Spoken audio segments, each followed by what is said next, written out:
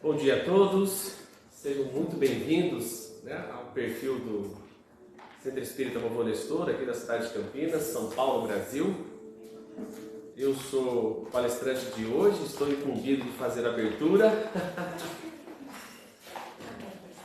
e desejar aí que a gente tenha uma manhã de estudos agradáveis e que a gente possa juntos aprender um pouco mais sobre o Espiritismo. Aqueles que estão aqui presentes, fisicamente, nossa gratidão pela presença e que a gente possa aí ter uma manhã de aprendizados significativos para todos nós.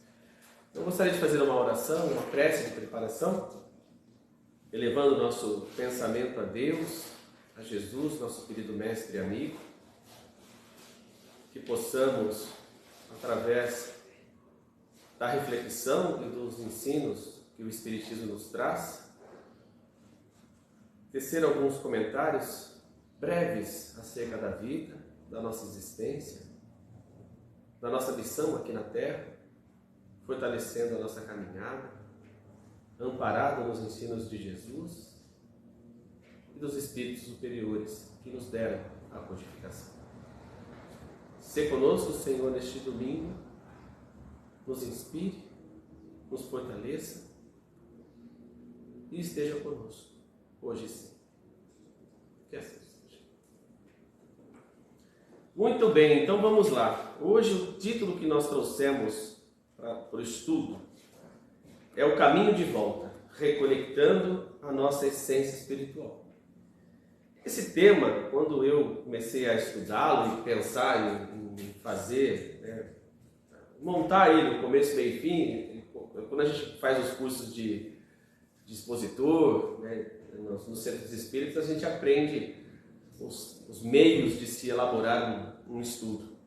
Ele ficou simples na sua composição, mas eu acredito que ele vai trazer uma série de informações importantes para todos nós. Aquilo que a gente traz aqui de estudos é importante, primeiramente, para o expositor, que é o primeiro ouvido a ouvir, o primeiro conjunto de olhos a ver. E aí isso serve demais para nós e a gente também tenta falar isso com o nosso coração e com a nossa alma. Então, quando a gente trata desse assunto, a gente pensa no Espiritismo enquanto um conjunto de ideias que traz, no seu bojo, no seu conjunto de informações, dados que nos coloquem frente à nossa essência espiritual. Nós somos espíritos imortais. Mas é difícil viver na matéria, estar no mundo material e ter uma percepção mais acurada de que nós somos espíritos imortais, porque aqui é apenas um período transitório. E é muito difícil mesmo, Eu não acho que é um processo simples de se fazer na nossa própria consciência. Olha, eu sou um espírito imortal, se reconhecer enquanto espírito, transitar pela matéria, com todas as dificuldades que a matéria nos impõe, em várias perspectivas, em vários pontos de vista, seja ele material, no sentido de que a gente tem que buscar os recursos necessários para a nossa sobrevivência, seja ele do ponto de vista moral, das nossas sensações, das nossas necessidades, enfim, nós somos humanos. E muitas vezes, quando a gente se conecta a essa ideia de que nós somos imortais, a gente entra em crise. E é natural que essa crise aconteça, porque nós estamos ainda em desenvolvimento. Então, o Espiritismo nos coloca grandes desafios à nossa frente. Quando nós começamos a fazer os cursos, por exemplo, nós temos lá o curso de iniciação. Primeiro ano de estudos, a gente estuda Deus, a gente estuda a essência dos Espíritos, a gente estuda a pluralidade dos mundos habitados. Nós vamos conhecendo o processo reencarnatório, A gente começa a entender como é que se dá o processo de comunicação com os espíritos. Enfim, são vários e vários conceitos que nós vamos aprendendo gradativamente, vamos colocando ele na nossa consciência devagar, entendendo ponto a ponto. E aí, ao longo do tempo e dos anos, esses conceitos ficam muito mais claros para nós, em termos práticos. Porque uma coisa é nós entendermos Deus da forma que o Espiritismo nos ensina. A outra coisa é você enxergar Deus no nosso cotidiano. que ainda é um mundo de expiações e provas. Que é uma das características que o Espiritismo trata o mundo que nós estamos vivendo. Né? Quando nós estudamos a doutrina, lá no comecinho, a gente entende os vários mundos que existem. Os mundos de expiações e provas, né? Os mundos primitivos, e assim vai, conforme vai elevando-se a moral e o intelecto daqueles indivíduos daquele mundo, você transita de um mundo para outro. Nós não somos mais um mundo primitivo, apesar de muitos indivíduos ainda viver conscientemente em estados primitivos da alma, né? Nós estamos num mundo de expiações e provas. E esse mundo não é um mundo de flores, não é um mundo de rosas, um mundo colorido. É um mundo que às vezes, né, dependendo do que acontece, do que a gente vê nas circunstâncias do cotidiano, ainda é um mundo muito difícil de se viver. Porque aqui você tem pessoas embrutecidas, vivendo esse estado primitivo e convivendo com espíritos mais elevados do ponto de vista moral e até intelectual. E nesse conjunto, eu sempre gosto de reforçar isso logo no início das nossas conversas, porque isso é um divisor de águas. Né? Não é um mundo perfeito, é um mundo que está se forjando para se transformar num planeta de regeneração. Mas isso vai demorar muito para acontecer. Né? Isso não acontece da noite para o dia. Não existe um passe de mágica para que a gente se transforme no mundo de regeneração. Eu sempre faço uma consulta, né, nas palestras. Quem aqui já vive um mundo de regeneração dentro do próprio íntimo? A gente não consegue viver, né, aquelas características, né, que a gente aprende no Espiritismo, que são, né, ali colocadas para o mundo de regeneração, que é um mundo mais compreensível, onde as pessoas entendem mais as falhas alheias, né? Você mesmo reconhece as suas faltas, você compreende as lutas do outro. Então tem desajustes, tem sofrimento, mas ainda é, né, muito mais equilibrado do que seria no mundo de expiações e provas, que é o mundo que nós estamos vivendo. Então tem muito tempo ainda para que essa humanidade se transforme intelectualmente e moralmente, atingindo essas características de um mundo de regeneração. Enquanto isso, a gente vai fazendo o quê? Estudando e praticando nas múltiplas vidas, né, que nós recebemos aí de Deus. Então, quando a gente fala do caminho de volta, que caminho é esse? Né? Que trajetória é essa que a gente está querendo abordar hoje, que se refere a esse espírito imortal? Cada um de nós aqui presente, cada um de nós, de vocês que estão assistindo aqui pela internet, que estão assistindo hoje, que vão assistir daqui a um tempo, né? Porque hoje com a tecnologia fica tudo guardado, né? Qual é o caminho que cada um trilhou para chegar até aqui? Né? Quais foram as múltiplas experiências que nós tivemos no passado, em outras encarnações, que forjou o que nós somos hoje? Né? Que faz parte da nossa essência, do nosso intelecto, daquilo que a gente conhece em termos de conhecimento. Porque, por exemplo, quando a gente vai fazer essa comparação, cada um tem uma especialidade diferente. Cada um sabe fazer algo, né, com uma precisão que o outro muitas vezes não tem. Vai o Sandro tentar fazer um muro, vai cair, com certeza. Da mesma forma que eu conheço pessoas que são exímios profissionais nessa área, que constroem um muro, uma parede, uma casa como ninguém. Então, se você não tem essa habilidade nessa encarnação, né, significa que você tem que desenvolver essa habilidade numa oportunidade que você tiver. Então, as múltiplas tarefas que a gente desenvolve na vida têm a sua razão de ser. Né? E ela pode se alterar ao longo de uma vida. Às vezes, tem quantos indivíduos aí que passam por N experiências profissionais, chegam a uma certa idade e falam assim, olha, vou mudar, vou fazer uma transição de carreira, vou mudar a minha forma de pensar, né, o meu ganha-pão, e muda completamente. Chega lá com 50 anos e fala assim, agora eu quero ser professor, agora eu quero, né, trabalhar na engenharia, né, eu dei aula a vida inteira, agora eu quero fazer outra coisa. E é natural que isso aconteça. Por quê? Porque a jornada do espírito é de aprendizado ininterrupto. Né? Esse espírito imortal, ele vai, né, assim, se filiar a muitas frentes de trabalho para aprender inúmeras habilidades. Nessa encarnação e na próxima. Hoje, por exemplo, qual que é a revolução que está acontecendo na atualidade?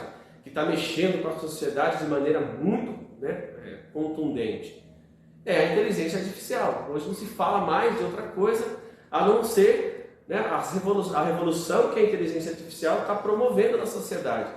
Existem medos, inseguranças, uma série de coisas que aconteceram no passado longínquo e que hoje está novamente acontecendo. Sempre vai acontecer essas revoluções que vai trazer insegurança e que vai permitir que cada indivíduo, né, mergulhe em novos conhecimentos para potencializar as suas habilidades. Hoje, por exemplo, né, assim como aconteceu na Revolução Industrial, né, você saiu de um modo de produção manufaturado, né, para você realizar através de máquinas os mesmos exercícios que as pessoas faziam, mas produzindo de uma quantidade muito maior. Isso gerou uma insegurança muito grande. Grandes pensadores, né, fizeram grandes reflexões acerca disso. Será que as máquinas irão substituir, né, a mão de obra? E a gente viu isso acontecendo na história, né, que não só substituiu, mas o homem pôde se especializar ainda mais. E com a inteligência artificial isso fica muito mais evidente, né, que é necessário que a gente saia da nossa zona de conforto, se capacite ainda mais, né, com as tecnologias e os conhecimentos que estão vindo, para que a gente contribua para que o mundo esteja cada vez melhor, né, num futuro não muito longínquo. Então, essa discussão de que a jornada da alma, tá, na encarnação, nessa presente encarnação, ela tem uma crucial importância, né, no tema de hoje. Por quê? Porque quando nós nascemos, e a gente nasceu quantas vezes já? Nas vidas pretéritas. A gente não tem ideia. Nós não temos ideia de quantas vezes nós reencarnamos neste mundo. Né? Quais corpos nós vivemos. Né? Fomos homens, fomos mulheres, fomos pobres, fomos ricos. Né? Tivemos dificuldade de aprendizado, fomos gênios. Enfim, tivemos inúmeras experiências e hoje estamos aqui, 2023, reencarnados como nós estamos, né? Porque em Espiritismo eu acho que é uma coisa que eu aprendi lá na mocidade. Eu estou Sandro, ela está Sueli, ela está Maria, e assim nós estamos transitoriamente nessa personalidade. A essência espiritual vai continuar viva, as nossas experiências continuarão, nós levaremos para a eternidade tudo aquilo que nós aprendemos. Ter acesso a esse conhecimento, né? Até André Luiz narra isso, né? A mãe de Lísias, deixa eu lembrar o nome dela, espera um pouquinho, daqui a pouco eu vejo, é só invocar o nome que o nome aparece. Num diálogo que André Luiz tem com Lísias e a mãe dele fala dessas lembranças do passado, né? Que eles vão ali, através de algumas ações, penetrando o conhecimento. Dona Laura, lembrou, é só invocar o nome que aparece, né? E a Dona Laura vai falando do acesso a esse conhecimento, e o André fala assim: nossa, deve ter sido um momento glorioso quando vocês tiveram acesso a tantas memórias do passado. E o que ela diz? Ela fala assim: não, muito pelo contrário, André, né? Nós reconhecemos a dívida que nós temos para com a providência divina. Por isso que nós, né, eu e Ricardo, já programamos uma nova encarnação, para que a gente possa, nessa jornada, né, nesse ciclo evolutivo, recompor muitos dos desajustes que nós cometemos no passado. A doutrina espírita é linda por isso, porque ela coloca à nossa frente possibilidades que são imensuráveis. Né? Não existe o inferno eterno, não existe a punição eterna, né? Não existe também o céu eterno, porque eu confesso a vocês, antes de ser espírita, eu ficava pensando assim: meu Deus, eu vou para a eternidade se obedecer, e eu vou ficar fazendo o que lá? O que a gente vai ficar fazendo lá, do lado de Deus, contemplando o eterno sem fazer nada? Né? Para quem tem atividade o tempo todo e não se aguenta ficar parado, né? A ideia de você ficar ali na inércia pela eternidade me causava pânico. E aí, quando eu comecei a estudar Espiritismo e percebi que a doutrina tem muita coerência nesse sentido, que o ciclo das jornadas do indivíduo são infinitas do ponto de vista do aprendizado, e que nós temos que ficar tranquilos que a nossa existência ela vai ter todas as atividades que cabem para o nosso espírito naquela encarnação, e que nas próximas outras virão ainda com muito mais desafios para potencializar as nossas almas, os nossos espíritos do ponto de vista do conhecimento e também da moralidade. Né? Estar num estado moral avançado não significa, né, que você simplesmente, por um passe de mágica, desenvolveu essas habilidades. Muito pelo contrário. Né? Você aprendeu a discernir o certo do errado, você teve um aprendizado intelectual e, por consequência disso, você conseguiu naturalmente desenvolver um aspecto moral através da prática, através da repetição, através, né, de você realizar muitas obras, ou seja, atividades o tempo todo. Que a gente acaba fazendo isso na nossa família, no nosso trabalho, né, com os amigos, enfim, no mundo que nós estamos vivendo. Né? Um dos maiores imperativos que o Espiritismo traz para nós não é nós vivemos no mundo isolados, né, ou sermos espíritas dentro do Espiritismo apenas. Nós temos que ser espíritas em qualquer lugar. Nós temos que viver o mundo com a intensidade que o mundo nos oferece de experiência. Sem medo de ser feliz mesmo. Né? Fazendo as coisas com equilíbrio, em paz, com tranquilidade, vivendo socialmente, né? Estando com os nossos familiares, com os nossos amigos, enfim, vivendo a vida da melhor maneira para que essa jornada, portanto, tenha a nos brindar com esses aprendizados. Agora, essa jornada que nós temos, né, como uma oportunidade, ela muitas vezes ela tem ciclos, né? Ela tem ciclos que elas se alteram ao longo da nossa existência. E isso também é um processo natural do nosso aprendizado. Eu acredito que vocês já fizeram esse questionamento. Né? Como é que eu estava há 10 anos atrás? Como é que eu estou hoje? Como é que eu estava há 20 anos atrás? Como é que eu estarei daqui a 10 anos? Então, os ciclos da nossa vida, assim como existem os ciclos produtivos, né, os ciclos da agricultura, os ciclos climáticos, né, o planeta Terra ele é feito por ciclos. Eu acho linda essa imagem porque o Antigo Testamento ele é quase que totalmente colocado em cima dos ciclos que acontecem na própria natureza. E nós somos assim. Ao longo da nossa existência, a gente vai passando por muitas experiências e aí chega no final de uma jornada, o ciclo acaba. E aí você tem que estar com a mente aberta para proporcionar novas experiências através de novos ciclos. E eu vou até fazer uma brincadeira com vocês aqui, né, porque a minha formação é economia. Sou apaixonado pela economia e os estudos da economia que eu aprendi nos bancos do colégio, depois do mestrado eu aprofundei. E assim, entender a economia, a gente entende a essência do funcionamento do mundo. E uma das coisas que a gente aprende em economia, que tem muito a ver, né, com essa ideia, inclusive em uma das aulas que eu tive com um saudoso professor nosso, ele pegou uma ideia que eu havia estudado já há muitos anos no Evangelho segundo o Espiritismo, e sem saber de que essa ideia estava dentro do Evangelho do Espiritismo, ele apresentou para nós, lá na aula. Que é aquela ideia, né, de que se você pegar toda a riqueza do mundo e dividir entre partes iguais, né, muitos, por falta de habilidade e conhecimento, voltarão ao estado de miséria. Isso foi numa aula de economia, de economia industrial. E aí no final da aula eu perguntei assim, professor, o senhor é espírita? Eu falei, não, imagina, espírita, fala da minha cara. Eu falei assim, não, sabe o que é aqui? Essa ideia que o senhor passou é uma ideia que eu já estudei há muitos anos no Evangelho segundo o Espiritismo. Ele falou, rapaz, verdade, vou até querer saber agora para ver. Mas isso foi lá em 2009, olha quanto tempo faz. Então assim, por quê? Porque são ideias universais.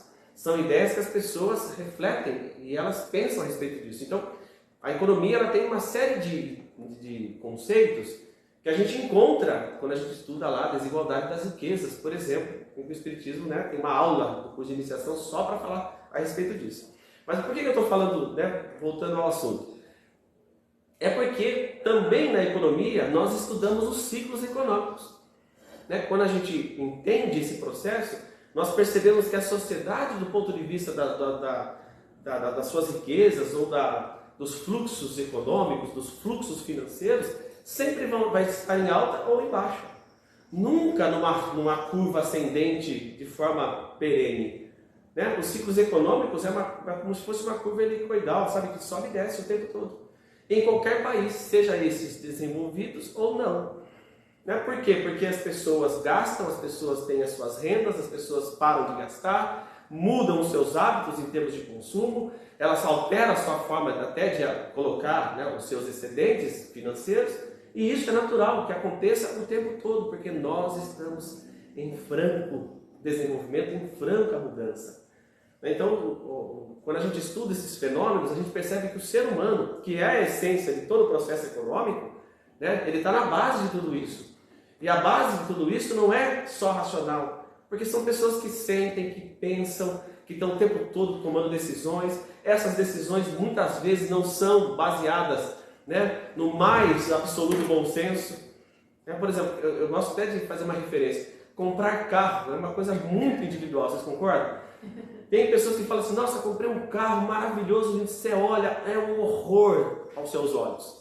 Você bate o olho no carro e fala assim, nossa, que carro horroroso, como é que a pessoa conseguiu comprar? Mas para ela é o carro mais lindo do mundo.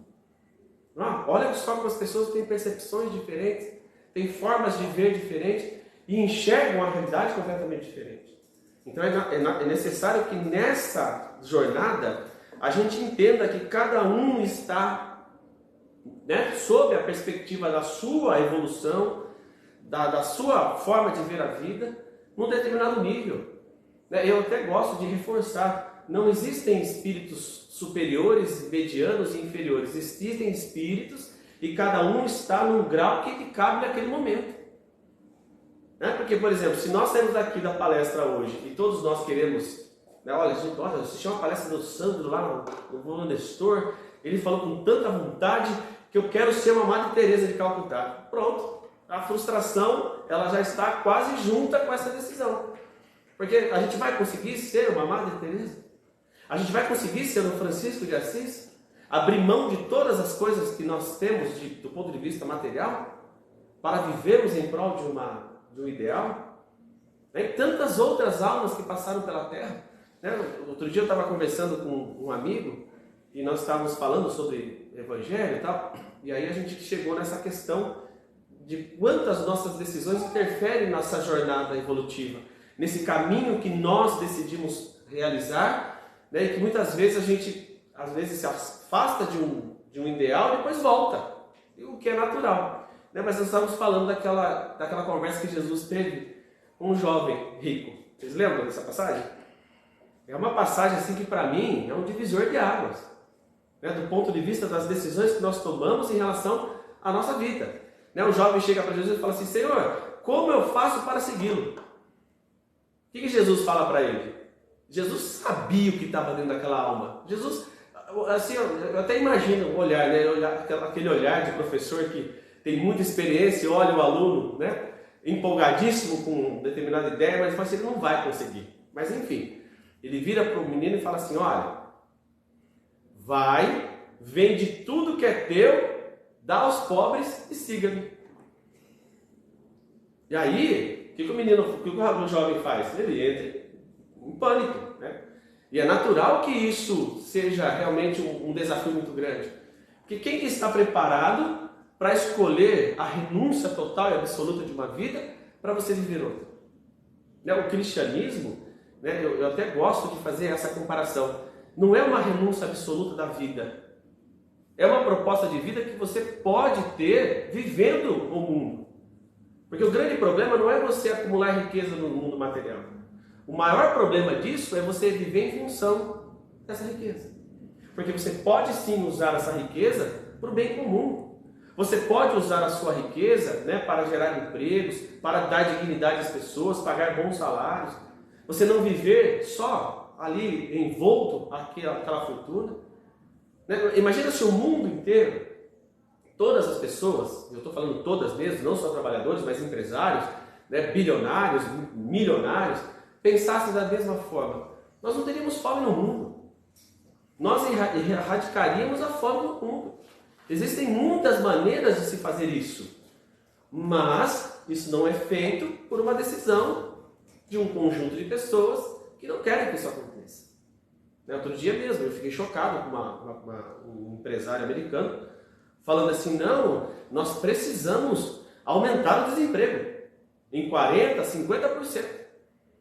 Por quê? Porque quanto mais desempregados tiver, menos se paga de salário. É natural. Se você tem uma procura muito grande por emprego, quem oferece emprego oferece o salário que quiser e aí vai achatando. Então, isso é uma dicotomia que a gente estuda, um fenômeno que a gente estuda em economia. Mas além do fenômeno econômico, é um fenômeno moral. Porque você não pode promover esse tipo de coisa em detrimento da riqueza. Entendeu? Olha só como é uma disfunção. Mas as pessoas têm direito de fazer essas escolhas. Mas no futuro, numa próxima encarnação, imagina quando a pessoa tiver consciência de que todas as ações em relação a isso feriu, prejudicou, colocou pessoas na miséria, trouxe sofrimento a milhões de pessoas. Aí, pela própria necessidade de recomposição, através da justiça divina, essa pessoa terá que colocar isso de uma forma plena, vai ter que reajustar. A gente não sabe como vai acontecer, a gente não sabe como isso acontece, porque na doutrina espírita não é uma coisa estanque. Olha, você fez isso, tem que passar por aquilo. Muitas vezes a pessoa consegue recompor aquele mal que ela fez de uma outra forma. Mas é isso que a gente quer dizer, que nessa jornada, os indivíduos eles podem se afastar dessa essência espiritual. Quantas pessoas, por exemplo, que vão para a educação espírita, o pai leva na catequese, vai na aula dominical na igreja protestante e faz de tudo para aquela criança seguir a religião. A hora que chega a uma certa idade, se manda. Mas o importante é que a sementinha foi ali jogada. Uma hora esse indivíduo ele vai se sentir compelido a procurar o esclarecimento de algo e ele vai se recordar de muitas das questões que ele aprendeu ali naquela terra infância, no sentido de que essas ideias vão sendo jogadas, como se, a parábola do semeador, você vai semeando, uma hora essa terra vai frutificar. Digo disso com conhecimento de causa, porque eu conheço um monte de gente que passou pelas fileiras aí da educação espírita, da evangelização, da catequese, enfim, da aula dominical, e só depois da idade madura é que vai colocar os frutos de todas essas ideias, sementes que foram ali jogadas. Agora, essa jornada é individual. Nesse processo de quando a gente encarna, imagina só, eu falei há pouco que a gente reencarnou inúmeras vezes. Pararam para pensar que em todas elas nós tivemos que recomeçar tudo. Já estou vendo ali no colo uma criança que reencarnou quantas vezes já. E aprendeu a andar, teve que aprender a comer, teve que experimentar novamente os alimentos. E assim a gente fica encantado. Você coloca, dá um tipo de fruta para a criança comer, faz aquela careta. Tem até um vídeo que está circulando pela internet de um bebê comendo kiwi, e aí ela coloca na boca e faz aquela cara assim que está super azedo, e continua comendo. Então, quantas experiências dessas nós teremos ainda? Até atingirmos a perfeição e a felicidade, que é o destino de todos nós. Então nós vamos reencarnar inúmeras, centenas e milhares de vezes, a gente não sabe quantas vezes, até atingirmos essa perfeição. Agora, todos nós, indiscutivelmente, chegaremos a essa perfeição e essa felicidade. Cada qual no seu tempo, cada um dentro da sua capacidade. Mas seremos. O que dá para nós, assim, dentro desse processo de jornada, um frio na barriga. Porque para que a gente atinja essa perfeição, nós há de mudarmos muitas coisas em nós. E para isso é necessário que a gente desperte a nossa consciência para esse propósito. Então, o caminho de volta, que é o tema da nossa palestra, é a história de cada indivíduo no mundo, transitando pelas inúmeras experiências. E ele, fazendo as suas escolhas, segue os caminhos que mais lhe cabem. Naquele momento, naquela encarnação, para um propósito, muitas vezes superior. E aí ele desconecta de uma essência espiritual, vive, às vezes, arraigado pela materialidade, mas uma hora ou outra, esse indivíduo, um homem ou mulher, vai ser compelido a buscar uma essência espiritual, que vai estar em todos os lugares. Não é só aqui no Espiritismo que a gente encontra as verdades do Espírito. Tantas doutrinas que existem no mundo e que ajudam as pessoas a se conectarem com a sua verdadeira essência. Eu conheço, por exemplo, pessoas que são budistas e que fazem um trabalho maravilhoso de autoconexão com a essência espiritual. Eu conheço pessoas que são da igreja messiânica e que fazem um trabalho glorioso, sensacional de liberdade, de libertação, no sentido assim, olha, de mostrar que nós somos espíritos imortais. E assim vai, né? Eu conheço pessoas de todas as religiões, mas que vivem a essência da sua religião no sentido mais puro. Não tenta ficar impondo a sua religião para os outros, vive os seus princípios no seu dia a dia, procura amar a criatura humana, seja ela qual for, né? Do jeito que a pessoa for, com as escolhas que fez, com a dimensão que vive. A gente deve amar o outro da forma que essa pessoa é. E para despertar sobre essa consciência, é necessário que a gente faça isso no nosso dia a dia. Como é que a gente desperta a consciência para o Espírito? Primeiro estudando. Olha, né, tendo convicção de que nós somos espíritos imortais. E olha, eu vou ainda dizer com tranquilidade que até aqueles que têm convicção de que nós somos espíritos imortais ainda vivem uma certa materialidade, né? O que é altamente, vamos dizer assim, compreensível no mundo que a gente está vivendo. Né? Porque, é o que eu falei, a gente tem convicção que nós somos espíritos imortais, mas a gente não vive a plenitude dessa imortalidade do jeito que realmente deveria. Sabe, se desprender, ser previdente naquilo que a gente precisa, mas estar desprendido das coisas que muitas vezes nos fazem mal. Afastar essas coisas devagar, mudando gradativamente a nossa forma de pensar. Então, o despertar dessa consciência espiritual, né, dentro do caminho de volta é essencial. Por quê? Porque a gente passa uma encarnação, hoje, com 75, 80, 89, a longevidade está aumentando a cada ano que passa. Né? Parece que a gente vai chegar num período aí que a gente vai viver até os 120. Não sei como, mas a ciência já está dizendo que existem estudos e formas, até por conta do avanço tecnológico no campo da saúde, que infelizmente ainda é muito caro, mas tem muito avanço tecnológico nesse sentido. Que um ser humano pode sim chegar no futuro, aí não muito distante, a viver até 120 anos. Coisa que na época, a gripe espanhola, por exemplo, o de Parsanufo, morreu com quantos anos? 30 e poucos anos de idade. Então, há um tempo não muito distante, a média de vida das pessoas é muito rápida, muito curta. Hoje você vive muito. E aí, para viver esse tempo longínquo, a gente precisa ter paz, a gente precisa ter tranquilidade. Quando a gente conversa com uma pessoa, por exemplo, hoje, eu já cheguei, hoje não, porque é mais difícil, mas eu já conversei com uma pessoa que passou por 2 guerras mundiais, passou por grandes revoluções no mundo, grandes alterações da forma de ver a sociedade, grandes revoluções tecnológicas.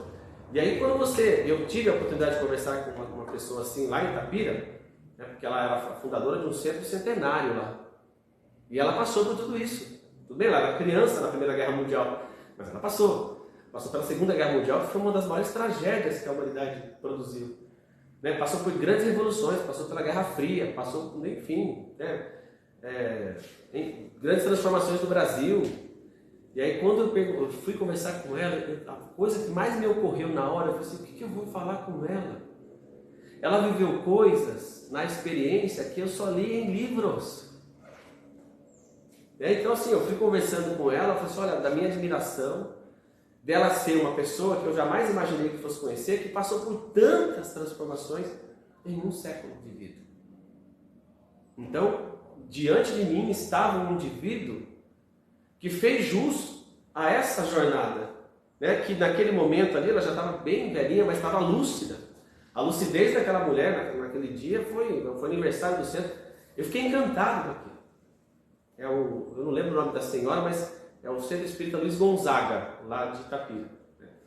E aí, ela com aquela lucidez, ela falando sobre a vida, sobre espiritualidade, sobre espiritismo, porque ela fez um discurso ali lindo no aniversário, uma palestra que me custou o sono, porque eles fizeram, acho que eram 7h30 da manhã, 8 horas, eu tinha que chegar lá muito cedo, imagina, a hora que eu saí aqui de Campinas para ir para lá, num domingo de manhã.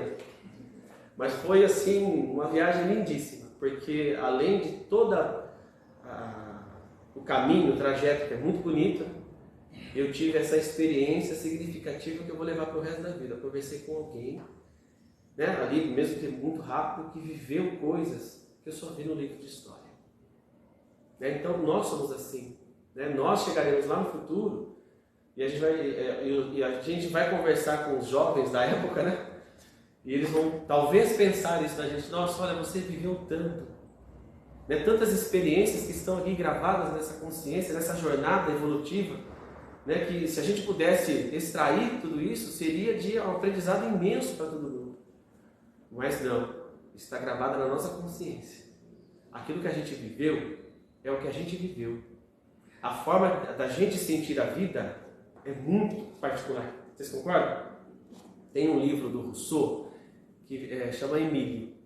E uma das frases assim que eu nunca mais esqueço do dia que eu me encontrei com essa obra, né, é assim, olha: o homem que mais viveu não é aquele que contou o maior número de anos, e sim aquele que mais sentiu a vida. Essa frase assim eu vou levar e levo para sempre, né? Porque o que é sentir a vida dentro desse caminho de volta? O que é sentir a vida junto com o Espiritismo?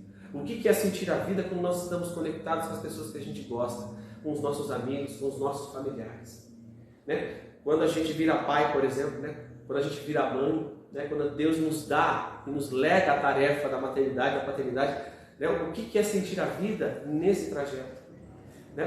Para muitas pessoas, o trabalho espírita é sentir a vida e é altamente significativo, mas existem muitas outras formas de sentir a vida quando nós estamos nessa experiência humana, e nós precisamos, portanto, despertar para essa consciência espiritual, né, de que nós devemos aproveitar, né, a nossa existência da melhor maneira possível.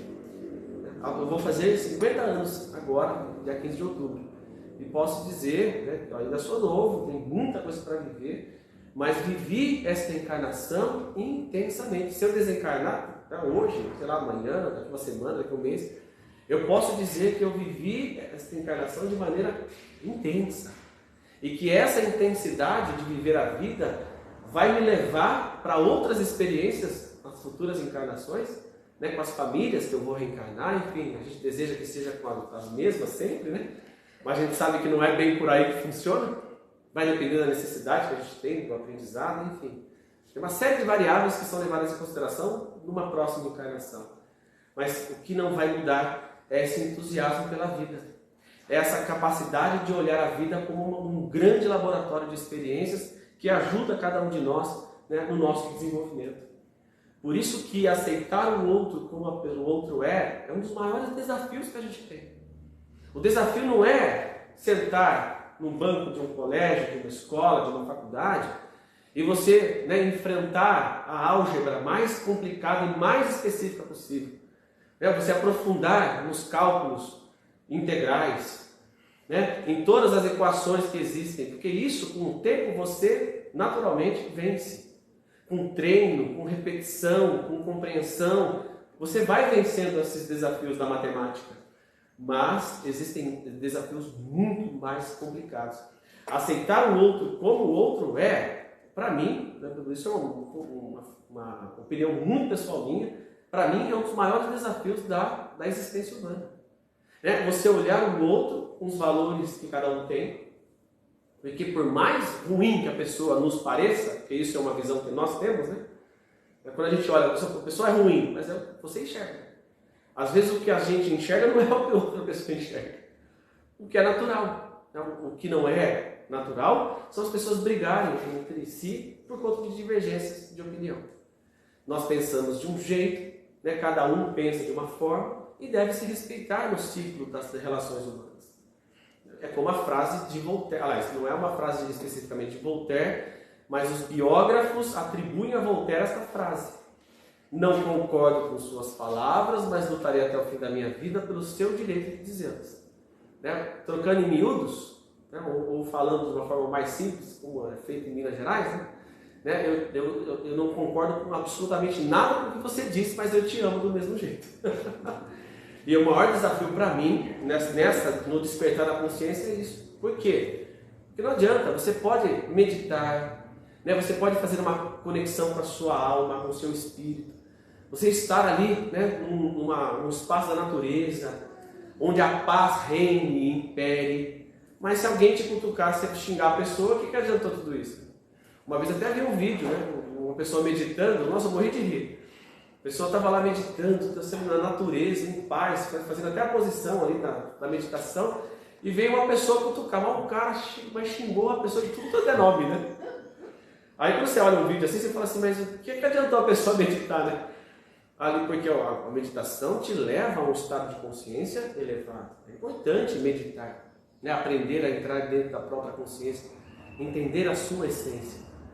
Mas então, eu até brinquei, né, com o pessoal lá de cá, pessoal, essa pessoa aqui não estava preparada ainda, né, para viver um êxtase do seu eu, do seu controle emocional. Mas isso é, tá, uma luta que cada um deve travar. Na questão 919 do Livro dos Espíritos, né, o homem progride mais depressa quando compreende o seu estado e os fins para que foi criado. Então, se a gente entende por que nós estamos aqui, neste mundo de expiações e provas, né, a gente entende a nossa verdadeira essência, que é, naturalmente, espiritual. Agora, pasmem, né, esse processo de... deixa eu abrir aqui só um minutinho, gente. Perdi a minha... Você quer água? Não, eu queria, Maria, tem jeito? Eu tô com a garganta seca, né?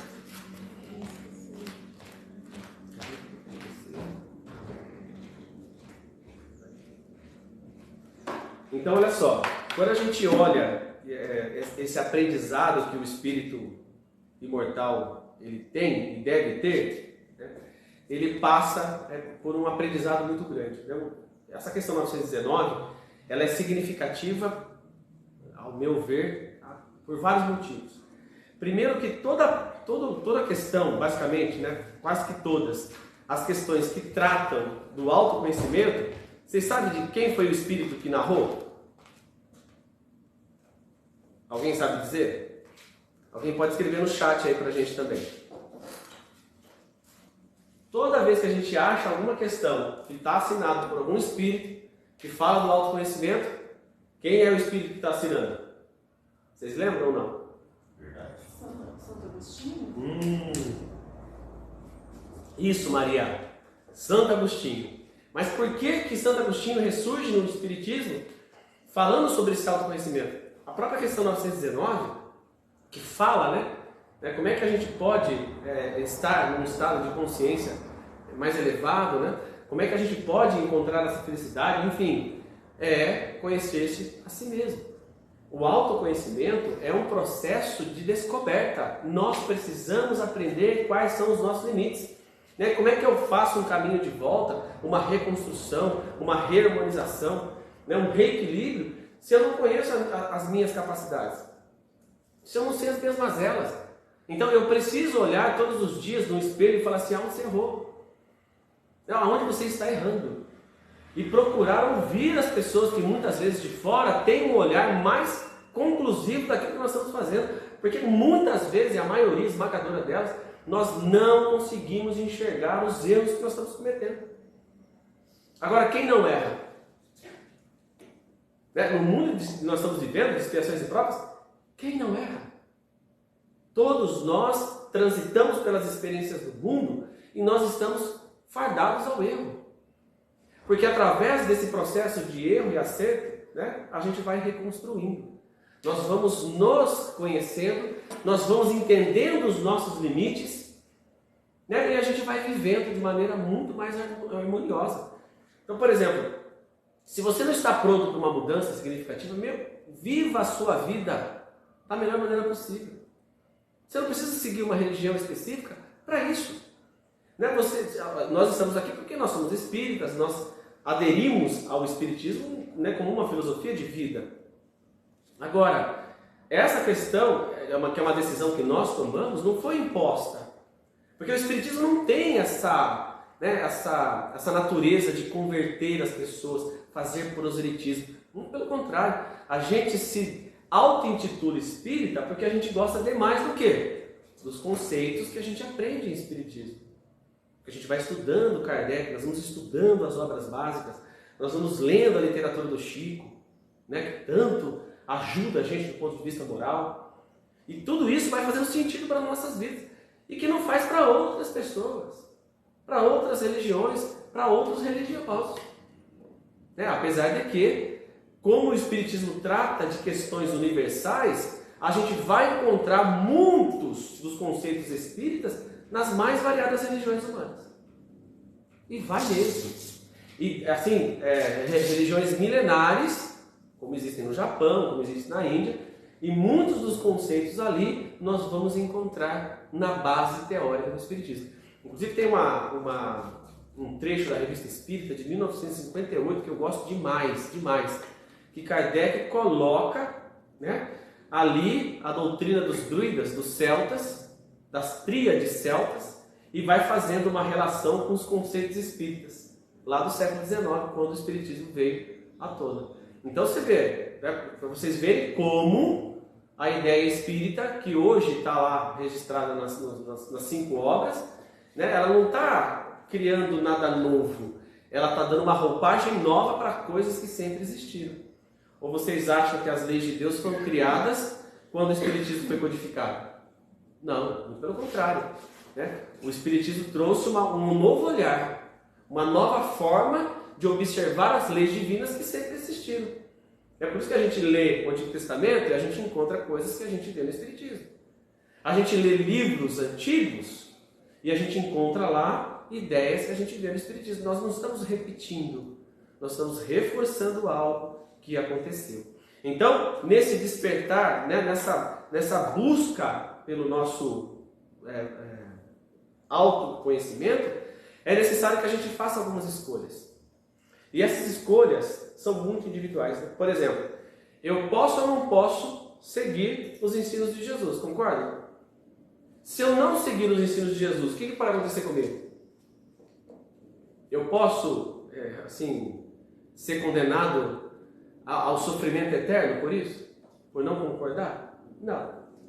Vai demorar um pouco mais, talvez, né, para eu aprender questões morais da vida que são importantes.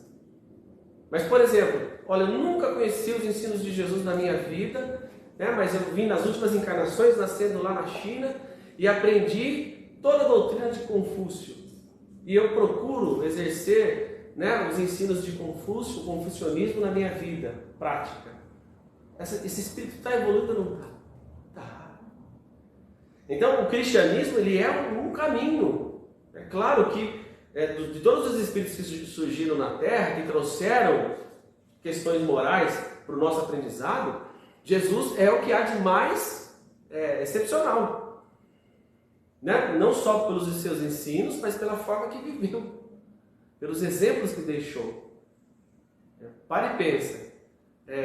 Eu gosto de fazer essa comparação. É claro que os espíritos são bem diferentes, mas quando a gente compara Gandhi e Jesus, você fala assim, pô, tá distante Gandhi e Jesus?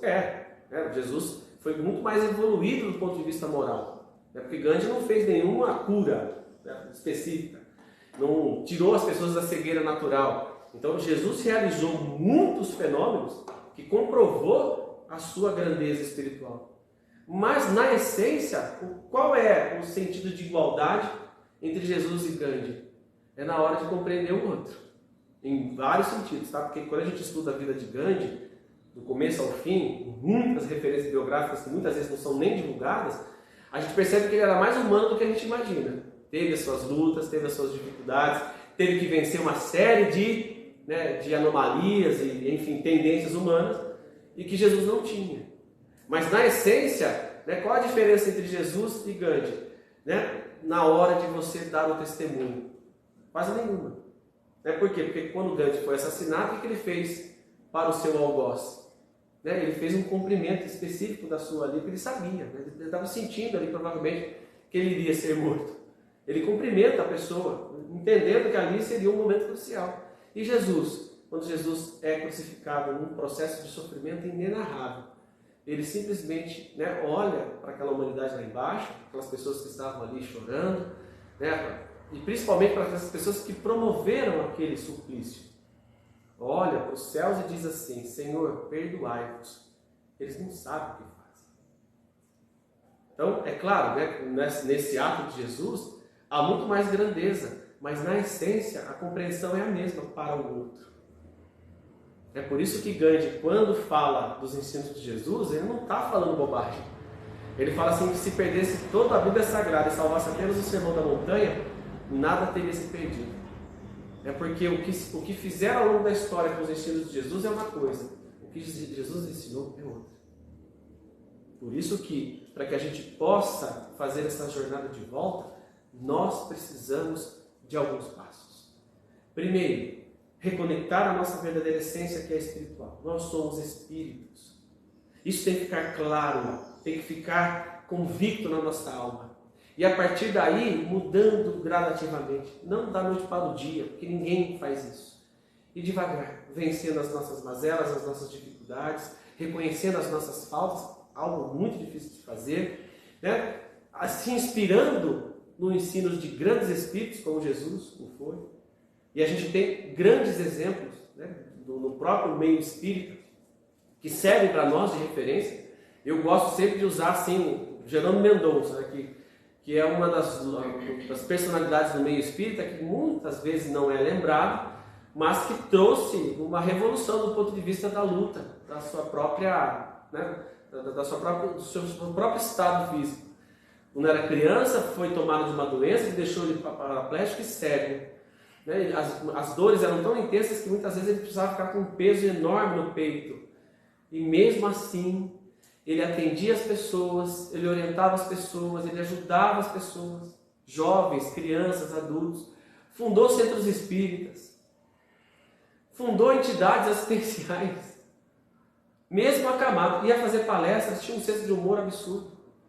Ele andava, ele não tinha cadeira de roda naquela época que ele podia transitar. Ele fazia palestra no Brasil inteiro. E como é que ele ia fazer palestra? Na cama. E aí ele até brincava, né? Divaldo, você faz palestra, todos te aplaudem, mas quem sai carregado sou eu. Mas porque ele ia fazer palestras, né, desse jeito.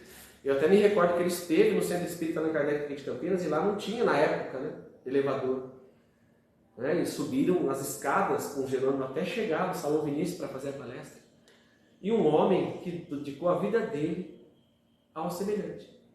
Então são exemplos de vida que ajudam a gente, né, a se conectar com a nossa verdadeira essência, para que a gente faça no tempo de cada um esse caminho de volta.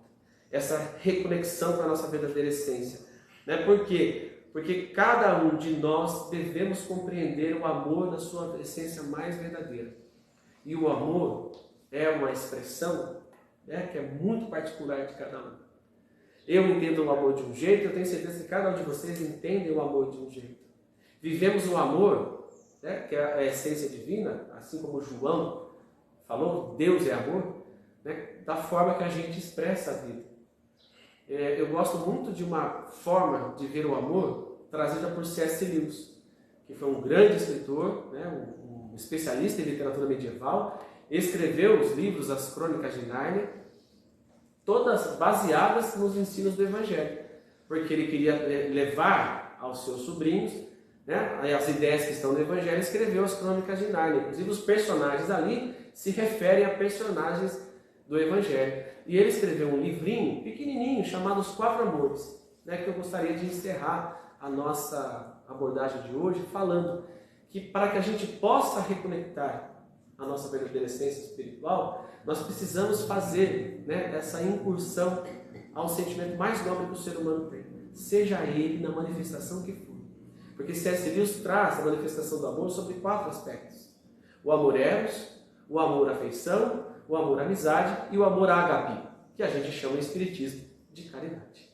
Cada um irá viver nas mais variadas fases da vida esse amor na sua verdadeira essência. Seja ele no eros, que é uma manifestação mais física, da atração, né, dos corpos, mas que é sim, sem dúvida nenhuma, né, a essência do amor divino que vai se manifestar através das relações, que vai se aperfeiçoar para a afeição, depois vai se potencializar, né, para a amizade e depois se consolidar no amor, amizade, a caridade ou ágape, que é o amor na sua essência mais absoluta.